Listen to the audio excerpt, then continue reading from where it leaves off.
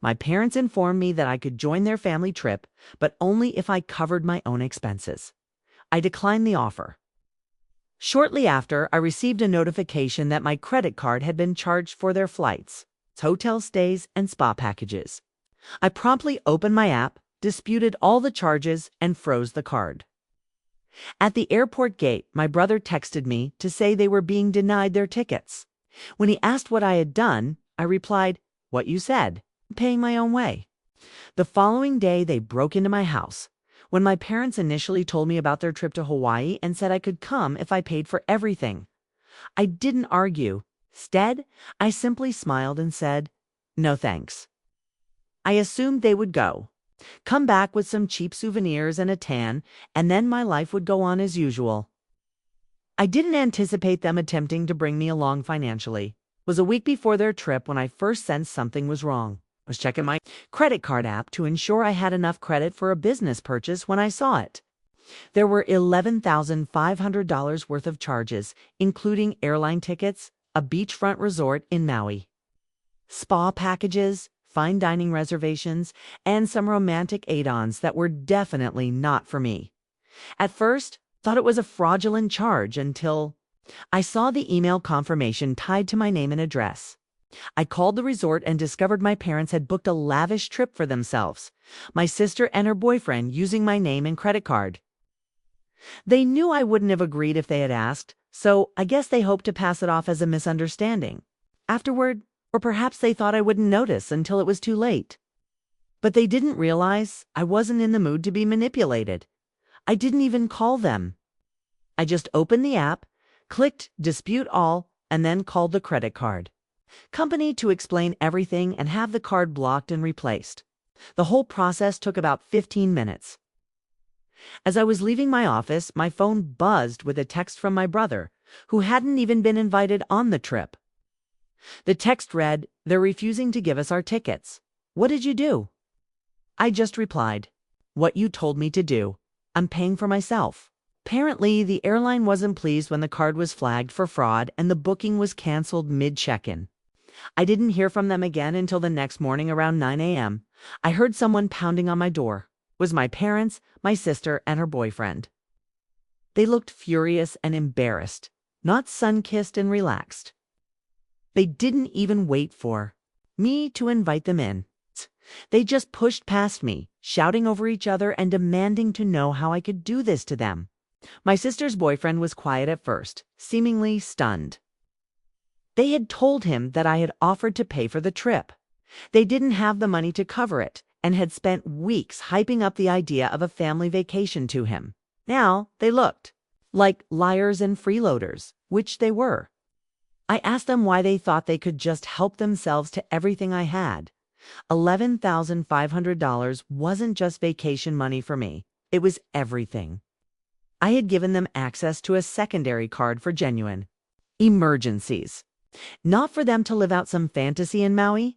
They tried to frame it as an investment in my future, saying I should be happy to help the family, especially since they were trying to impress someone who might soon be a part of it. That part struck me as odd. My sister's boyfriend barely knew me, but I was already expected to pay for his approval. When they realized I wasn't backing down, they stormed out. My mom shouted something about being humiliated when people found out they didn't go on the trip, and my dad muttered something about ungrateful children. My sister wouldn't even look at me. But that wasn't the end. It was just the beginning. I truly thought they would leave me alone after that scene in my living room. I assumed once they realized the trip wasn't happening and the money wasn't magically reappearing, they'd sulk and stew in private. But this was my family, and logic didn't mean much to them. It started subtly. I received a few emails from vendors asking if my mom was still handling invoicing, which was strange because she hadn't touched anything in days. I logged into my business systems and saw her account was still active, just poking around and watching. She had been helping me with administrative tasks for about a year. I paid her $2,200 a month to handle emails, billing, and some client follow-ups. It was mostly busy work, but she loved telling people she managed part of my company. It's made her feel important, and I figured, why not? It saved me time, and she stayed out of my way. But after what they pulled, I was done playing nice. I revoked her access that night, changed passwords, locked accounts, and directly notified the clients. The next morning, she left a series of voicemails ranging from confused to furious. Then she sent a long email about how I had stripped her of her dignity and that I was letting money ruin our family. She made no mention of the stolen vacation funds or offered any apology. Then my dad showed up without calling. He just rang the bell, arms crossed, waiting as if I owed him something. He walked in like he owned the place, sat down, and started talking about how this family always stuck together. He said I was taking things too far and that they didn't think I'd actually dispute the charges. Now, they were embarrassed in front of my sister's boyfriend. I didn't say much until he brought up the money, claiming they were in a rough patch and just wanted to give the family something to smile about. I couldn't help but laugh. $11,500 for spa packages, luxury rooms, and oceanfront views isn't exactly a smile kind of budget. I told him I knew what they were really doing.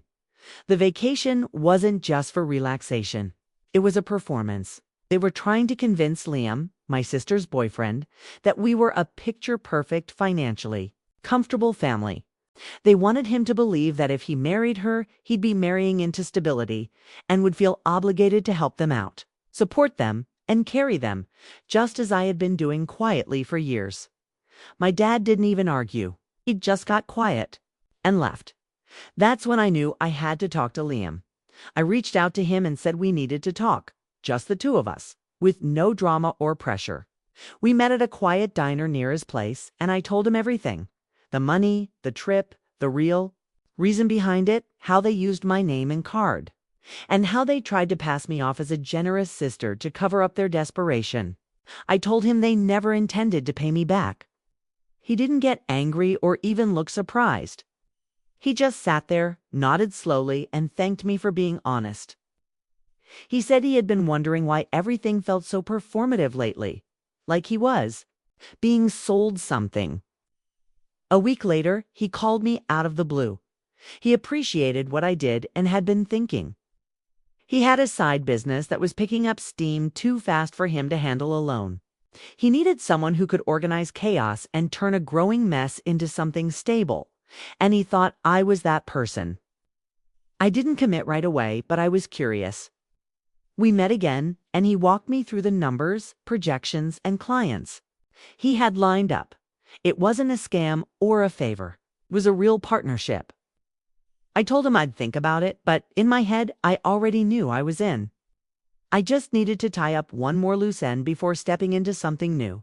Because the old life quietly, funding my family's delusions while running a small business I no longer enjoyed, was done. Something bigger was coming.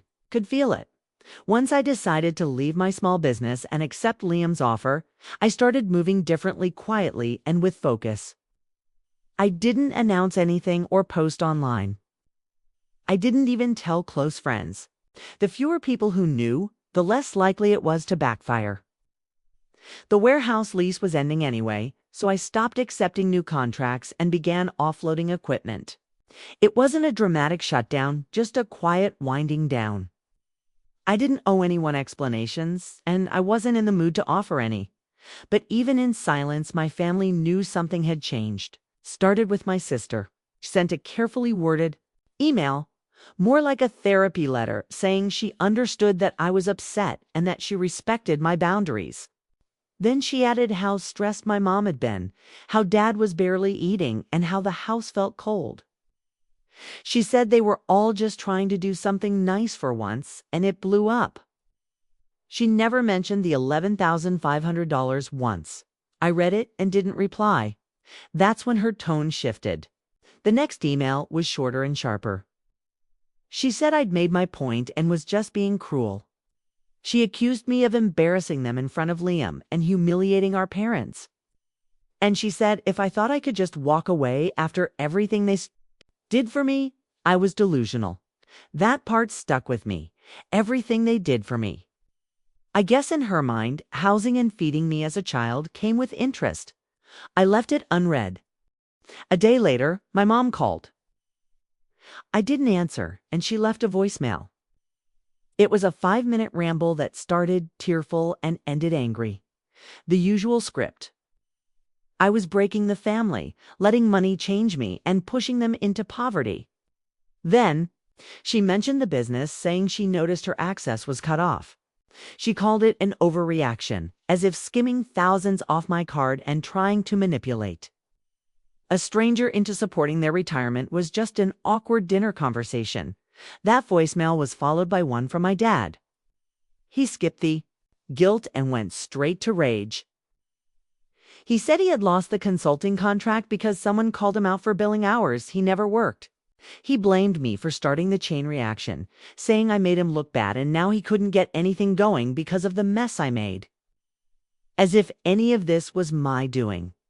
Then came the moment I knew they were spiraling. They emailed me jointly, offering to start paying me back for the vacation at $100 a month.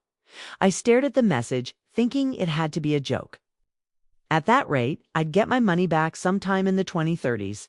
They wanted me to agree to it in writing, probably so they could use it as leverage later and say I had accepted the terms. I replied with exactly one sentence: no. After that, it got personal. My sister accused me of sabotaging her relationship, saying Liam was pulling away and it was my fault. She told me I used him to get revenge on the family and poisoned him with lies, making him doubt her. Now she looked pathetic in front of someone she wanted to marry. That accusation made me realize something. She wasn't angry about the breakup, she was mad about the exposure. Liam saw behind the curtain, and now she couldn't spin things anymore. I called Liam the next day, didn't pressure him or ask for details. I just told him that no matter what happened with my sister, I appreciated what he did for listening, for being straight with me, and for the opportunity. He thanked me for the same. That evening, he ended things with her, and that's when everything exploded. My phone lit up like a Christmas tree with furious calls, texts, voicemails, and emails. My mom screamed about how I had ruined my sister's future. My dad said I was no longer part of the family. My sister said she hoped I'd end up broke and alone and that Liam was only using me.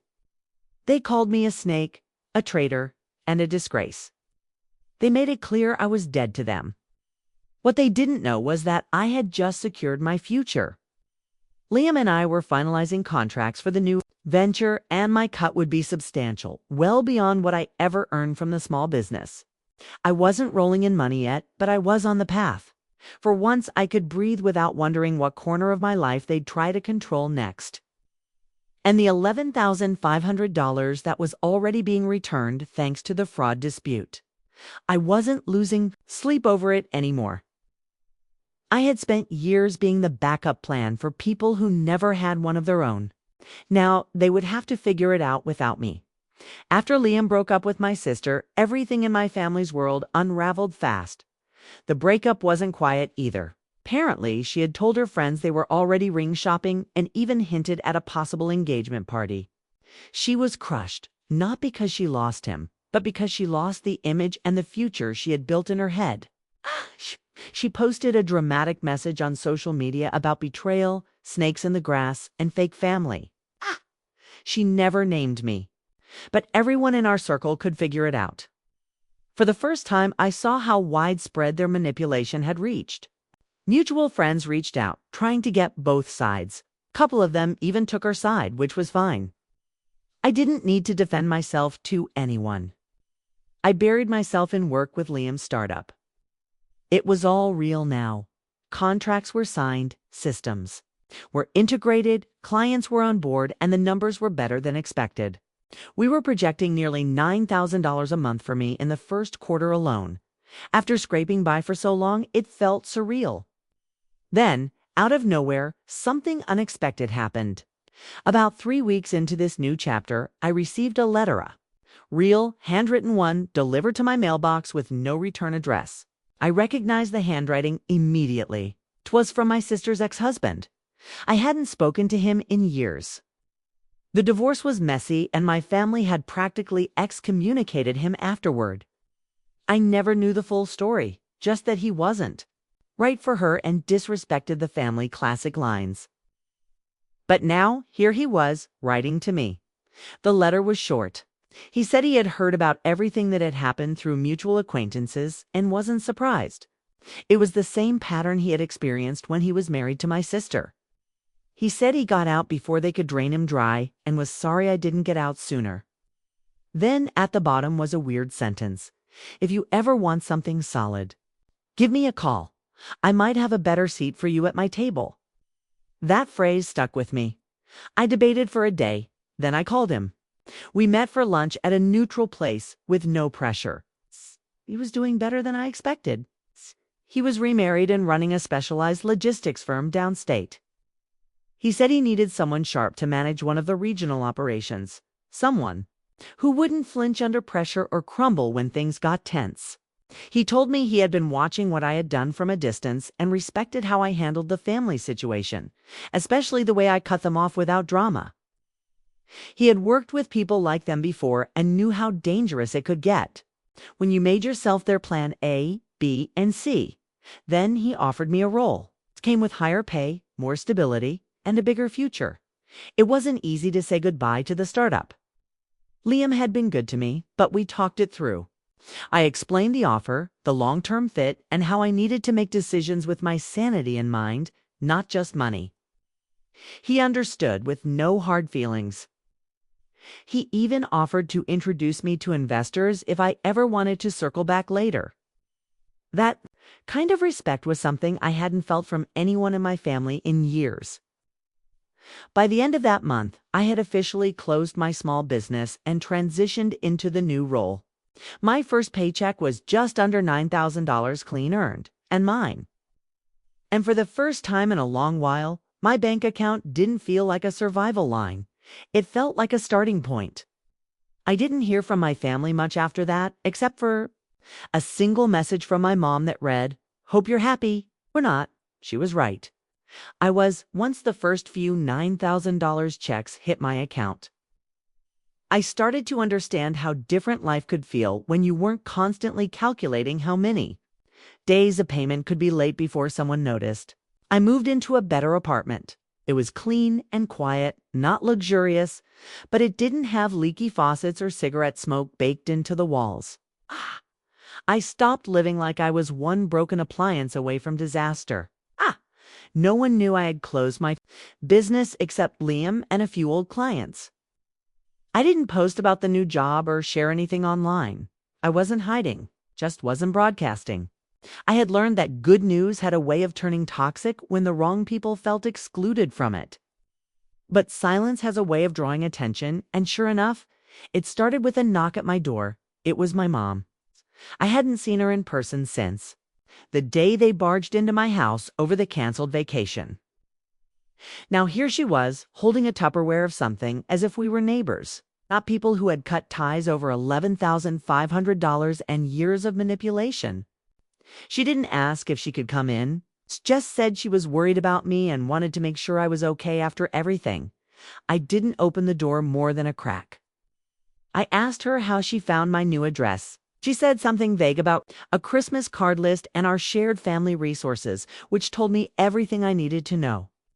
She had found it through some old shared login or snooped through my mail before I officially updated everything. When she realized I wasn't letting her in, her tone changed. She said it felt wrong for a daughter to shut her mother out like this, and that families forgive. I asked her if she had any intention of paying back the money they spent. She blinked, as if the question surprised her, then said, "It wasn't about the money, Joanne.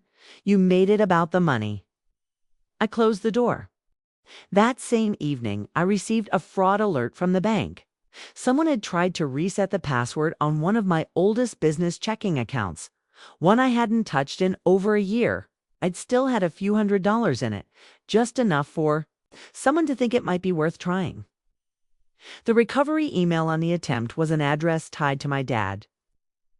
I froze the account, changed everything again, and filed a report. I knew it wouldn't go far legally, but I wanted it documented. It wasn't about the money, it was about the message. They were trying to get back in any way they could. I didn't hear from them for a few days, and my sister sent me a text. "You're pathetic. Running from your own family and hiding behind other men." That one actually made me pause. I knew exactly what she was doing, trying to poke the one bruise she thought still hurt, that I wasn't strong enough to face them, that I had let Liam and her ex-husband rescue me, and that I couldn't make moves without being someone's side project. It was so transparent, it would have been funny if it weren't so tiresome. I didn't reply. But then something unexpected happened. One night around midnight, I got a call from an unknown number. I don't usually pick those up, but something told me to answer. It was my brother. Sounded off, tired, maybe drunk. I couldn't tell. He didn't waste time. "I didn't touch your accounts," he said. I sat up. "I know what they're saying, that I helped, that I gave them your info. I didn't." I didn't know what to say. He hadn't spoken in months, and he wasn't even supposed to be involved in all this. But with my family, nobody was ever truly on the sidelines. "They're desperate," he said. "They've been trying to figure out a way to make you make it right. They're saying you owe the family for ruining everything, for turning Liam against us, for shutting out Mom." I asked him why he was telling me this. He was quiet for a few seconds. Then he said, "Because you're not wrong, Joe. You were just first." Then he hung up. I sat there staring at the wall for a long time, not because I was afraid, but because it confirmed what I already knew. They weren't going to stop. They weren't capable of stopping. They didn't want peace. They wanted access. And now that they didn't have it, they were unraveling in every direction. But I was no longer the soft landing. Not anymore. The call from my brother stuck with me longer than I expected. I hadn't heard him sound that sober in years. He always drifted around family. Chaos, like it didn't affect him. Now he sounded like someone who had finally realized the storm had a center, and it wasn't MIT, was them. I didn't respond to him then. I appreciated the warning, but I had other things to focus on. The job with my sister's ex-husband, David, was going better than expected. What started as a small regional ops role turned into something closer to a full-on partnership. He trusted me with key accounts, decision-making power, and even client strategy. Within 4 months, I wasn't just earning $9,000 a month. I was running entire divisions. The difference in how he treated me compared to my own family was almost jarring. If I had an idea, he listened. If I needed resources, he found them. If I said no to something, it was respected. No guilt trips, no backdoor manipulations, just business done right. For the first time in my life, I didn't feel like I had to apologize for being smart, careful, or protective of my time.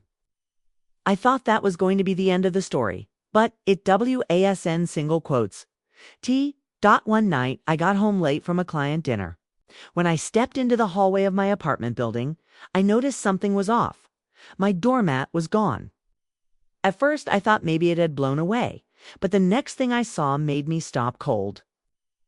A handwritten note was slipped under my door. No envelope, no name. You don't get to erase your blood. It wasn't signed, but I didn't need a signature. I knew who wrote it. The handwriting was familiar. It was my father's. I filed a report with building security. They reviewed footage, but there was nothing useful. Whoever left it had waited until a blind spot in the hallway camera. Typical. That was it for me. I changed my phone number, got a P.O. box, put a freeze on my credit again, and updated every password, including ones I hadn't touched in years. Then I did something I didn't expect to do. I met up with Liam. We hadn't spoken in a while, just the occasional message. He had moved on, was seeing someone new, and was doing well, but he was still someone I trusted. We sat down for coffee, and I told him everything. The note, the attempted account access, the uninvited visit from my mom, the call from my brother. He listened carefully. Then he said something I hadn't thought about. Do you know what the scariest part is? They still think this is temporary. that you'll fold eventually. I asked him what he would do. He leaned back and said, "You've got options now: leverage, influence, power." They hate that, but they also respect it, even if they never admit it. That stuck with me. I went home that night and started writing. A letter not to them, but to myself. A list of everything they had taken from me over the years. Not just money, but energy, time, peace, opportunities, and trust. Then I wrote a second list. Everything I had gained since cutting them off. When I finished, I realized something simple. I didn't owe them anything, not even anger. So I did one final thing. I called my lawyer and asked him to draft something. Simple but airtight. A formal cease and desist. I had it delivered to each of them individually. My parents, my sister, and even my brother. It wasn't aggressive, just clear. Any further contact, direct or indirect, would result in legal action. I wasn't bluffing. They didn't respond, not a word. And just like that, the noise stopped. For the first time in years, there was quiet. Not silence born from avoidance or tension, but real, grounded stillness. No calls, no voicemails, no guilt-laced. Emails masquerading as reconciliation, just peace. I kept building with David.